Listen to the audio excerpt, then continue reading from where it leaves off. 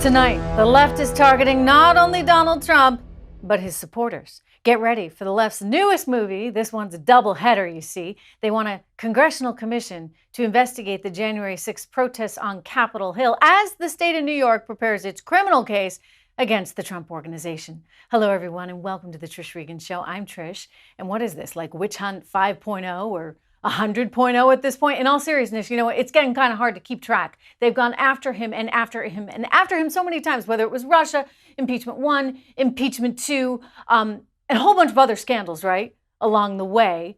The Daily Show was actually proud of their quasi-documentary, top 100 Trump scandals. But, you know, here we are right now tonight, and they're hoping to tarnish in a massive political way anyone who might have contributed in any way, shape, or form to those protests.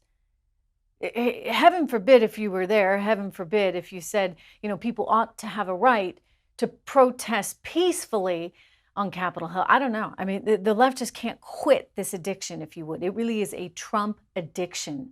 They have to talk about him nonstop. Otherwise, they really don't have anything to talk about. They'd actually have to talk about, imagine this, the lousy economy that we've got. Donald Trump is weighing in on all of it. He made a statement saying Republicans in the House and Senate should not approve the Democrat trap of the January 6th Commission. It is just more partisan unfairness. And unless the murders, riots, and fire bombings in Portland, Minneapolis, Seattle, Chicago, and New York are also to be studied, this discussion should end immediately. That is, the 45th President of the United States saying Republicans must get tougher and much smarter and stop being used by the radical left. Hopefully Mitch McConnell and Kevin McCarthy, he says, are listening. Well, maybe. I mean, Kevin McCarthy came out with a statement of his own saying, given the political misdirections that have marred this process, given the now duplicative and potentially counterproductive nature of this effort, and given the Speaker's short-sighted scope that does not examine interrelated forms of political violence in America, I cannot support this legislation. Nor should he. Nor should he. Because all you're doing is giving oxygen to the left that somehow still looks at those protests as vastly different and much more violent than anything that we saw out of Portland or Minneapolis or any of the other terrible events that happened in the summer of 2020.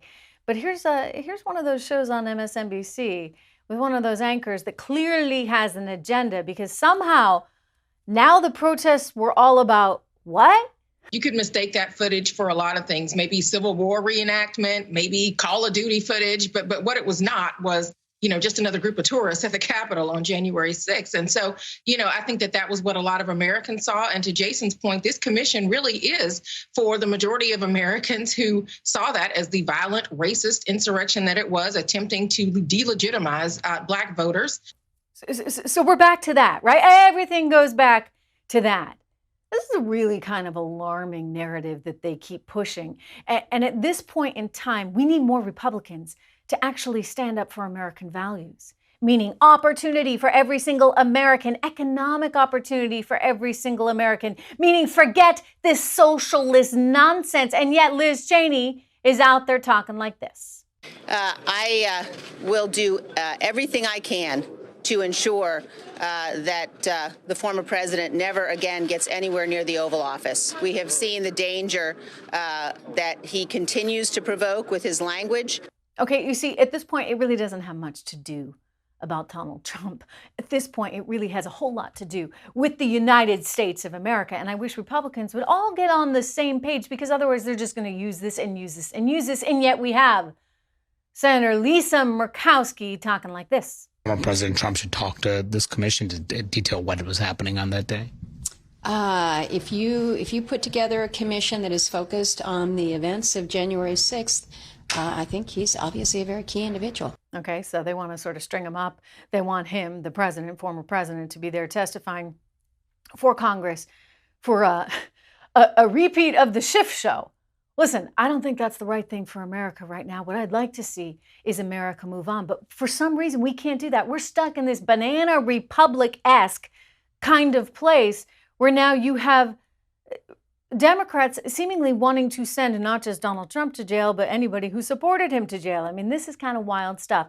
We've got news today that Attorney General Letitia James out of New York has added a criminal probe into her investigation into the Trump Organization. She is said to be collaborating with the Manhattan District Attorney Cyrus Vance Jr., who is reportedly investigating whether or not the Trump Organization may have manipulated the value of some of its real estate holdings in order to lower its tax bill. So they're going after him in any way they can. They would love to see him in jail. I do want to point something out. You know what? He was pretty generous with Hillary Clinton, because did he go after Hillary Clinton? Did he actually, quote unquote, lock her up, as many people in the party wanted him to try and do? No, because you know what? He knew that would be very banana republic-esque, right? I mean, in Brazil, every time you turn around, one of the presidents there is going to jail. Do we want to be Brazil? I don't think so. At this point, it's really important to come together, to actually work together, to fight things like socialism. So we need every Republican in line thinking about the future of this country and the future of their children and the future of our economy, because it all comes back to that. And right now, our economy is in serious, serious jeopardy. I'm on it. Don't go anywhere. More Trish Intel after this.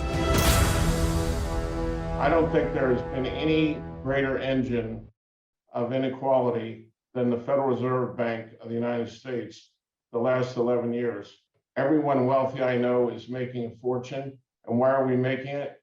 Because this guy is printing money like there's no tomorrow.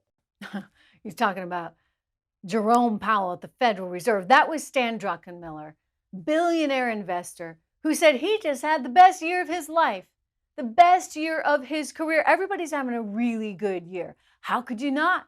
When the Fed is printing money and Biden's handing it out like candy. Listen to him again. The kids in Harlem, in my opinion, are not benefiting from money printing, but Stan Druckenmiller and other wealthy people are. So for the life of me, I can't figure out why the left is so excited about money printing when all the data says the people that benefit from money printing are rich people that know how to navigate the markets. And ain't that the truth? I've said this all along. We're increasingly looking at an hourglass economy thanks to the Federal Reserve and thanks to liberal economic policy. We have a lot on top. Right? The rich are just doing just fine. Stan had the best year ever. Plenty of people are doing fine thanks to aggressive measures by the Federal Reserve. A lot of people on the bottom are doing okay too, right? Uncle Joe's paying $300 a week to stay home. You're doing just fine there on the bottom. It's the middle class that always gets squeezed because they're not getting the benefit of these benefits, whether it be from the Federal Reserve or whether it be from the administration. And so the rich get richer, the poor get poorer, and everybody else gets squeezed. These are not policies that will ensure a better future for this country. These are socialist stylist policies that will hurt people in the middle. They always do. Uncle Joe right now is offering big bucks, $300 to sit home on the couch. It's like Uncle Sam wants you, but Uncle Joe wants you, right? $300 a week to stay home, plus whatever the state government will give you. Oh, and don't forget the child payments, right, of $300 as well. So, you know, all in all, you're doing pretty well on unemployment, staying home. And so you wonder why employers aren't adding jobs. They can't. I mean, who can compete with Uncle Joe, right? All of this is leading to, what do you think? Inflation. Inflation, right? Look at the numbers. I've been going on and on and on about this. We never had any inflation before for a variety of other reasons. But right now, when you combine those massive checks, right? One after another, we kept round one, round two, round three from the federal government. And you combine that with low interest rates, and you combine that with all kinds of unemployment benefits, etc., you get higher prices. Lumber prices up 300%. Good luck if you're building a new house right now or you want to redo the kitchen floor. Lumber prices are up. Copper prices at the highest level we've seen since 2011. Cryptos have soared, right? I actually like Bitcoin. You know, I like Bitcoin in part because I see it as a technological financial instrument for our future. And I like it at 1,000, I like it at 100,000. So it's fluctuating all over the place. But part of that, again, is because of the Federal Reserve allowing lots of leverage in these markets where perhaps they shouldn't have. Don't forget, every single darn bubble we've ever had, at least in my lifetime, has always gone back to the Fed. And the Fed's policies, irresponsible policies. Well, Janet Yellen, bibbity bobbity boo, she used to be the chairman of the Federal Reserve, and she'd wave that magic wand, and she'd offer more liquidity in the markets, and she'd send the markets higher, and she said, oh, no, don't worry about it. No, she's Treasury Secretary. We got to keep it up because we have the tools to fight inflation if needed. Watch. The Federal Reserve has the tools to address inflation should it arise. Yeah, right. I mean, tell Paul Volcker that. Right? Inflation, once it takes off, is really hard to fight. And when you don't have an economy that's improving enough, you wind up with something called stagflation. Right? So get out the bell bottoms, cue the disco balls, and think about John Travolta and staying alive, because that is where we are heading. We got all kinds of evidence of this inflation in recent reports. And it kind of makes me feel like we're heading back to the Carter years, right? Joe Biden. He's like channeling Jimmy Carter. He was just with him the other day. Remember, we can show you a picture. I mean, they're even kind of starting to look alike in some ways. You have to look at Carter there with Biden's wife. But I mean, hey, they might even be almost the same age at this point, right? It's getting serious. It actually is getting very serious right now. And I want to share with you a comment from one of our economic and market commentators here at Trish Intel, my friend Neil Grossman. Neil's a former central banker for Norway, former lawyer, physicist, mathematician, hedge fund investor, and current vineyard owner. He's just about done it all. Really smart guy. He's become very bearish. He really worries about the leverage in the system right now. So he sent me a note this morning and said, Trish, you wonder how much leverage has been built up using appreciation of crypto to buy other things. Think subprime or long-term capital management. Long-term capital management was the big market crisis before the big market crisis, of course, in 08, going back to 98. Bitcoin down nearly 50%, which probably equates across the crypto universe to $750 billion or more in lost value. But even if it's only $500 billion, you know what? It is a lot. And Neil is right. He continued writing how many overpriced homes, cars, arts, NFTs, etc. have been purchased with the riches of Ether that somehow came, and how much leverage was added to buy more. The leverage is the worry here, right? Because you get that much leverage in the system and it becomes like, tulips all over again. The tulip craze, right? In Holland years ago, where people kind of lose sight of whether or not something has any intrinsic value. I mean, hey, if Elon Musk tweets about it, it must be good, right? Forget Elon Musk. I like Bitcoin with or without Elon. But when I look at the market fundamentals right now and I see Treasury yields start to creep up to 1.64, 1.65%, I think they're on their way to 2, you got to start watching it. This is a moment in time where I urge people to say, okay, where is this heading? I tend to be a little early on these things. I've called a few bubbles along the way before they happen. And so I would also emphasize that you don't want to overreact, but just be astute, okay? Because at some point, if their little scenario does not go as perfectly planned, we're going to have real problems, everyone. You know who knows that? Ralph Norman, my friend Ralph Norman, who's the congressman from South Carolina, is getting really worried about our economy right now. I'm very nostalgic for the years of the Trump administration because, like I've said, it's not that hard. Cut taxes, lower regulation, and get out of the way. Coming up, Ralph Norman, congressman from South Carolina, is blasting the Biden administration, saying they are torching the American dream. That's next. Well, you know what I think about inflation. You know how worried I am about it. You know how devastated I am by these terrible, terrible economic policies that Joe Biden is putting into place with no real understanding of what's at stake. Gosh, he's now actually trying to take credit for 266,000 jobs that were added to the economy last month. I wouldn't be taking credit for that, buddy, but here he is. Our economy created 266,000 jobs in April. It hadn't been adjusted again yet, but that's what it says, 266. As a result of our prompt action to roll out the vaccine and boost the economy, We've gone from stagnation to an economy that is growing faster than it has in nearly 40 years. So does he really deserve credit for anything here? I mean, let's be very clear, right? That things should improve given how we decimated the economy over the last year by shutting ourselves down. So naturally, things are going to get a little bit better, but shouldn't they be a whole lot better? I mean, really, given where we were, if people just go out of their houses, things should be better. And so why aren't we getting 1 million jobs added? What's really going on? Is Uncle Joe paying a little too much to stay home on the couch? I am joined by my very good friend, the congressman from South Carolina, my good friend, Ralph Norman. Good to have you here, sir. Trish, great to be with you again. It's good to see you. And I want to know what you're hearing from your constituents there, because I can tell you sort of anecdotally what I'm hearing from CEOs and small business owners. They're telling me, Trish, I can't hire anyone. I have plenty of job openings, but I actually can't get anyone here because the government is paying so well to stay at home. What are you seeing, and what is your worry about the policy they're putting in place right now? Well, the policy, Trish, is more government. Uncle Joe has never had a real job in his life. He's never met a payroll. He's never had to produce a payroll. All he's done has received a government check. What's happening all over this country, and particularly in South Carolina, because we have, after a year and a half of being shut down with the COVID virus, businesses wanting to get back up and running, you can't get people to run. You can't get people to work because you can collect on unemployment $326 a week. You can collect on top of that, if you can prove the COVID put you out of business, another $300. That's $626 a week, or over $15 per hour not to work.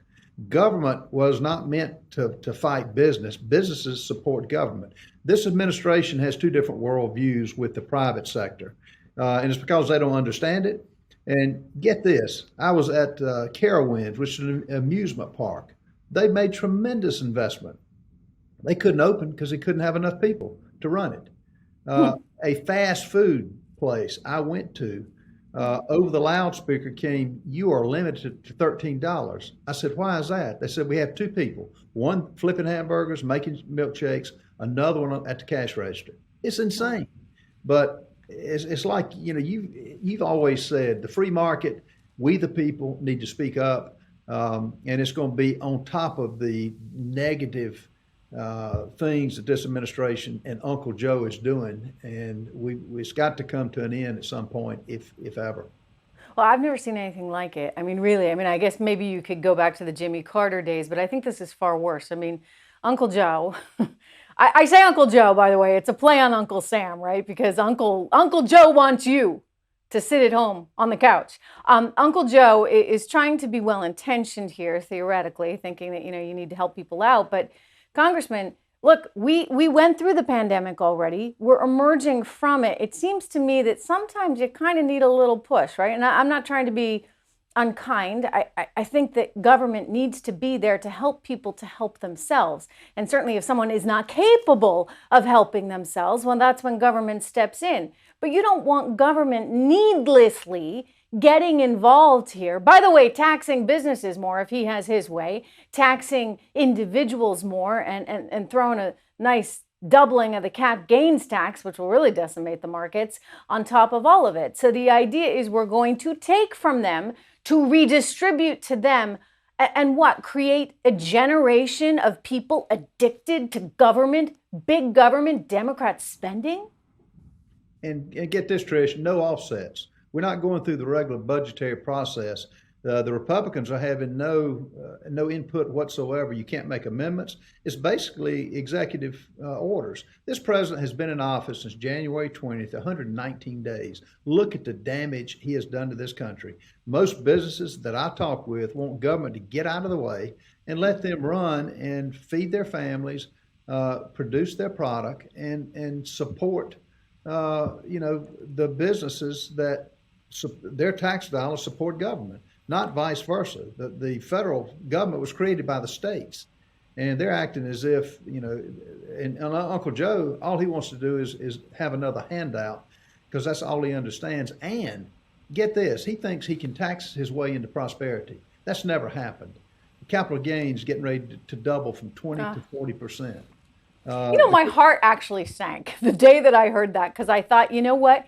He really means it. I mean, he ran on this platform of just being a nice guy, right, Congressman?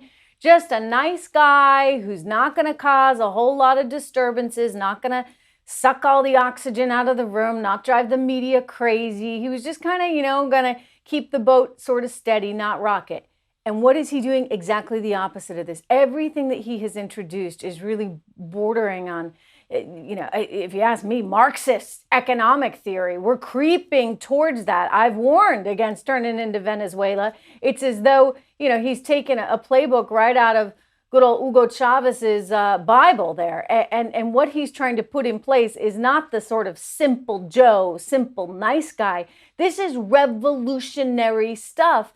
And I guess I would ask, I'm pretty sure I know how some of your folks in South Carolina are feeling, but, as you go around the country, are there people that are just going to be okay with this? Like, let's just take handouts and not go to work? That's what we've got to stop. I mean, if they continue to get to $15.26 to stay home and not go to work, that's socialism. That's big government.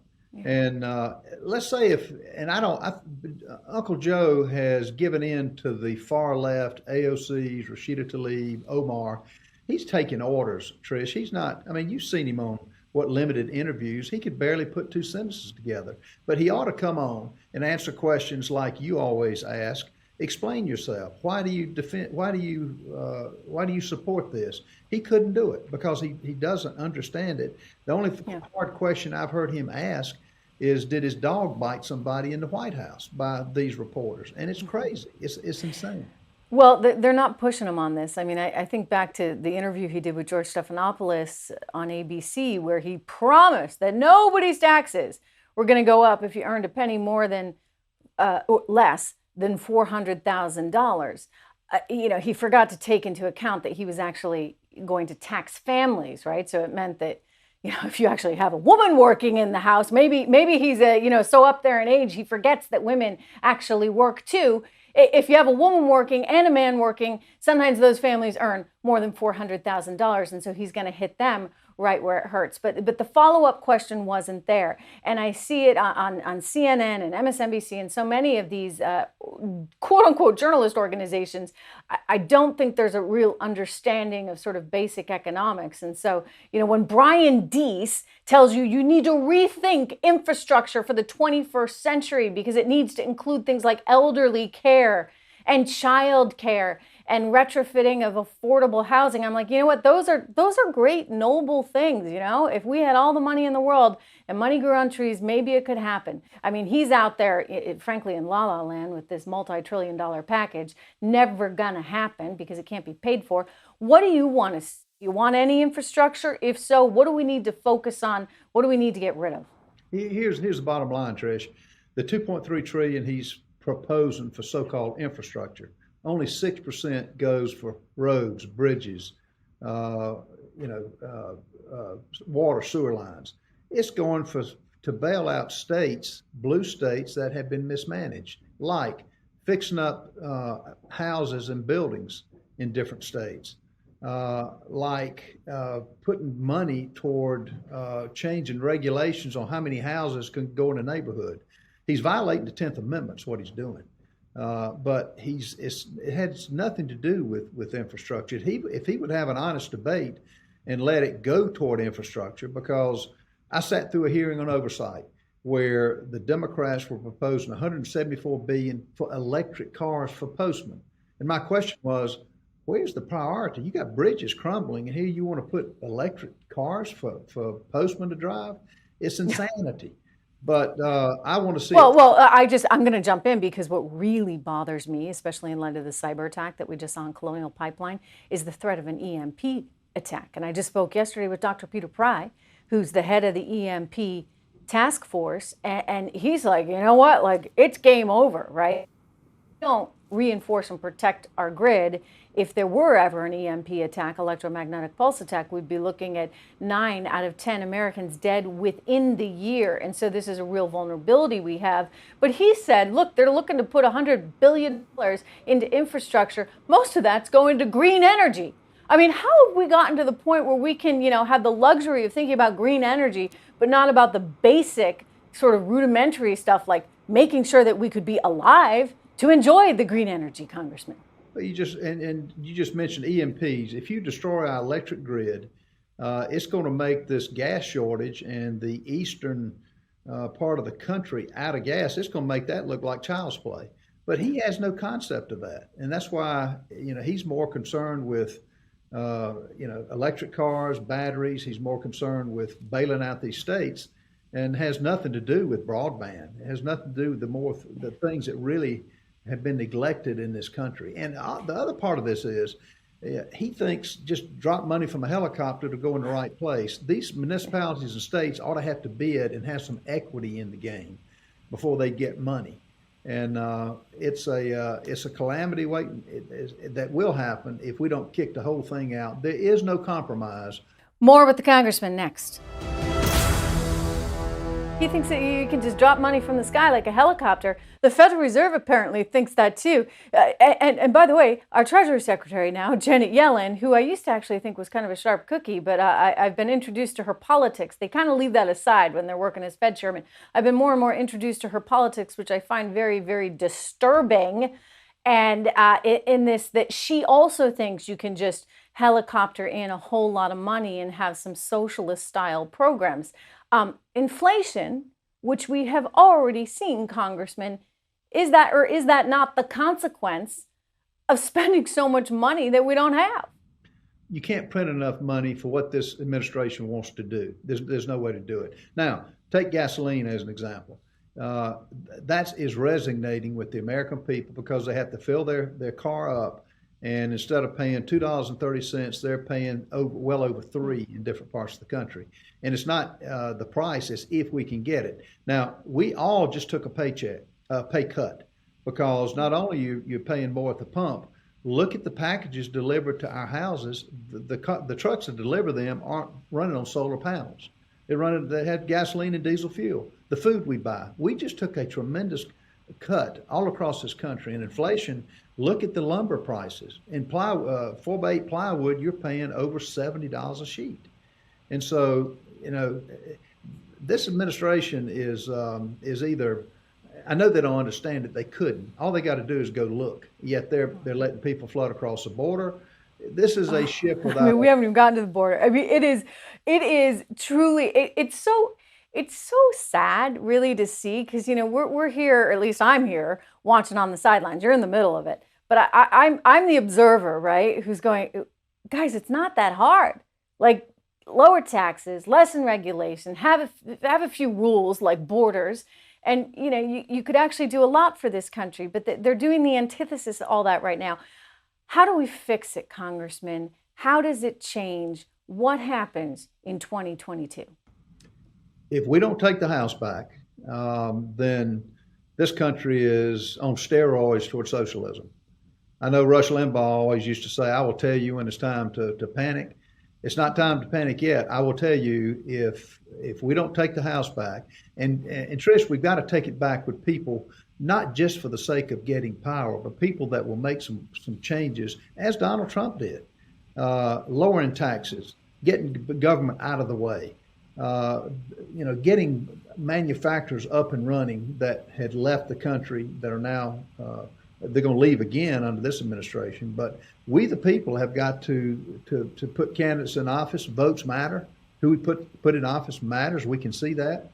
And purge this system that's taking this country down a path. It means not being afraid, right? I mean, Congressman, and I know you got to go. I don't want to keep too much of your time, but it means not being afraid. I see too many people afraid to say what they think, because we're in a cultural, social environment right now where if you dare to speak up and say, you know what, this doesn't really make sense, you are labeled as toxic. You could be labeled, as a racist, one of the most horrific things that people could say about somebody. And there's no there after that, right? Where do you go once they level these accusations? And so how do we regroup and fight back against this, given how they've manipulated effectively the social circumstances in which we now live? Elected leaders are going to have a spine. They're going to have to say, if we lose our country, where do we go? Name me a country that we go to. Versus, as you said, being called a racist. I think we can take that. I think we can fight back. I think we can make the argument that we live in the greatest country in the world. We had the greatest economic system, economic growth the last 4 years. What will it take to get it back? And it starts with people in office that pass laws, and we can do that. I'm optimistic, but it's going to take work. It's going to take effort by all of us. And it's going to take leaders with a spine who will say, we're going to do the right thing for this country, and we're not willing to lose it. Which, when you have wokeism, when you have the Delta CEOs, Coca-Cola, and others who are jumping in, if they want to go in politics, put their name on the line and run. But run their companies and promote their product to the customers. And the people they're promoting are not customers. They're tearing the system down. Well, the wokeism is insane as far as corporate America goes, and that's being orchestrated by a gentleman who's probably looking for speaking gigs out of Yale University, who got a few CEOs together and said, we need to stand up for this. And what are you supposed to do? I mean, these CEOs kind of feel like, their companies, their stock price, their reputation is on the line if they don't sign up for it. And so people are really folding in this environment, and nobody's standing up for American values, which includes freedom, right? And the opportunity for every single American. I mean, don't get me started. Chicago kids are still not back in school. Why? Because of unions and poor politicians that really, stick it to the people every single time. I mean, if you've got the right leadership, they're going to put people first. It doesn't matter the color of your skin. Everybody should have equal access to opportunity. And yet, the kids living on the south side of Chicago are the ones that are most disadvantaged in this environment, thanks to their own leaders. Ugh. I know it's better where you are, but we've got a country to save here. We do, and I think we can, but I think it's going to take work on our part.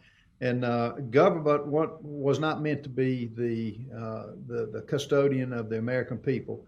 Private enterprise, freedom, people exercising their God-given rights, and we've got to get back to that and not be timid and scared to say that, because we've for too long we've stayed quiet. And for what I would tell your listeners, it's time to get back involved. Let your representatives hear from them.